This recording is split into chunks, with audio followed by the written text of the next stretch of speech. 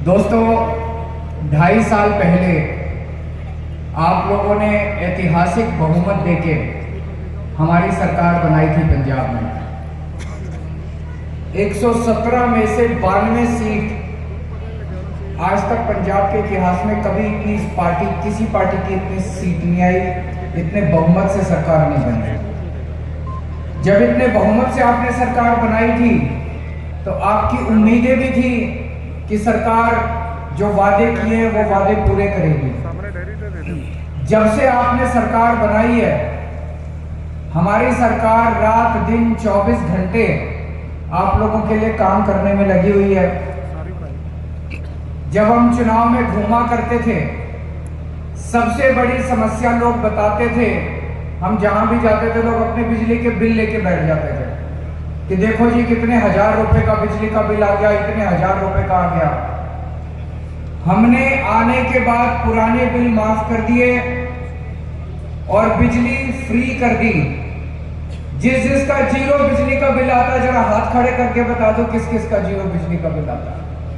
सबके हाथ खड़े हो गए, सबके बिजली के बिल जीरो आ रहे हैं।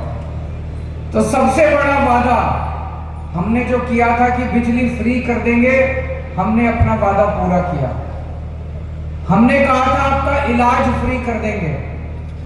पूरे पंजाब में जगह जगह मोहल्ला क्लिनिक बन रहे हैं, सिविल अस्पताल अच्छे हो रहे हैं, वहां पे सारी दवाइयां, सारे टेस्ट, सारा इलाज फ्री करने जा रहे हैं। मोहल्ला क्लिनिक में अगर आप लोग गए होंगे तो मोहल्ला क्लिनिक में पूरा इलाज फ्री है और शानदार इलाज मिलता है।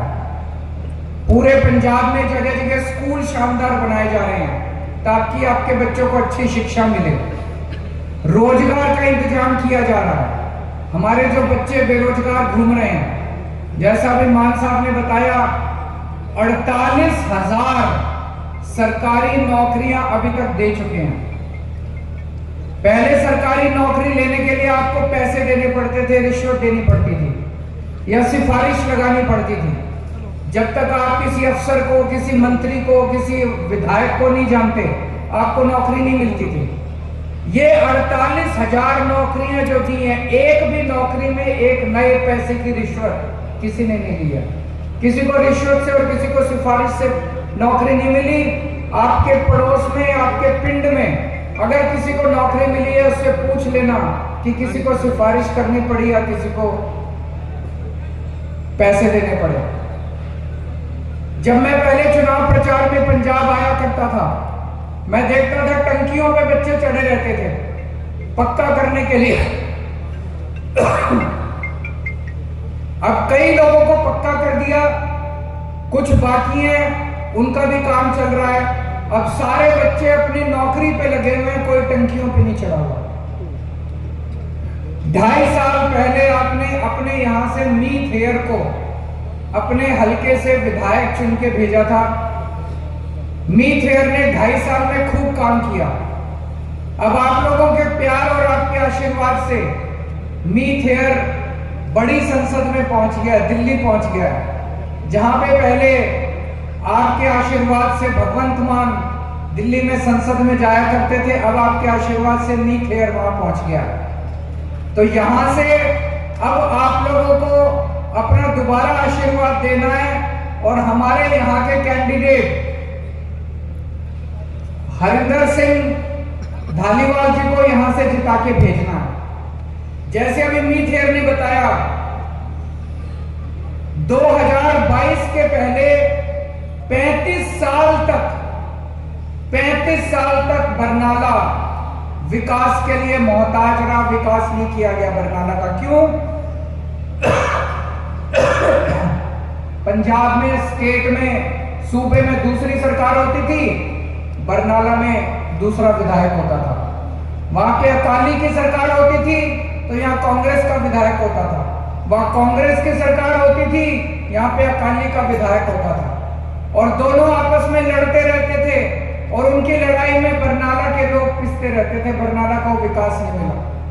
35 साल के बाद 2022 में सूबे में भी आम आदमी पार्टी की सरकार बनी और बरनाला में भी आम आदमी पार्टी का विधायक मीत हेयर आया और इतना जबरदस्त विकास बरनाला के अंदर होने लगा मैं अभी कामों की लिस्ट पढ़ रहा था, पिछले 2.5 साल में इतने काम हुए हैं, इतने काम हुए हैं, और आगे आने वाले समय में इतनी लंबी लिस्ट है कामों की जो होने जा रहे हैं। यहां पे नहरी पानी नहीं आता था। बरनाला जिले के हरिगढ़ से होके नहर जाया करती थी, लेकिन नहर बरनाला से गुजरती तो थी हरिगढ़ से, लेकिन यहां के किसानों को पानी नहीं मिलता था। हमारी सरकार ने आने के बाद यहाँ के किसानों को उस नहर से पानी देने का काम शुरू किया। अब हर खेत के अंदर पानी पहुंच रहा है कि नहीं पहुंच रहा है? बरनाला डिस्ट्रीब्यूटरी जो है उसके अंदर बहुत सारा पानी वो कच्ची है, उसकी वजह से बहुत सारा पानी नीचे जमीन में चला जाता है। उसकी रीलाइनिंग का काम, उसको कंक्रीट करने का काम शुरू कर दिया गया है। उसकी वजह से 20% पानी बच जाएगा और वो पानी हमारे पिंडों के किसानों को मिलना चालू हो जाएगा, जिससे उनकी खेती फलेगी फूलेगी। 2.5 साल के अंदर गांव-गांव के अंदर, पिंड-पिंड के अंदर, मोहल्लों में कम्युनिटी सेंटर बनाए गए हैं, लाइब्रेरी बनाई गई है, तालाब बनाए गए हैं, धर्मशालाएं बनाई गई हैं, स्कूल बनाए गए हैं, स्टेडियम और खेल के मैदान बनाए गए हैं, गलियां, नालियां और नहरी पानी की पाइपलाइन बनाई गई है। और अब संघेरा में एक बहुत बड़ा खेलों का स्टेडियम बनाया जाने वाला है, जिसके लिए सारा काम शुरू हो चुका है।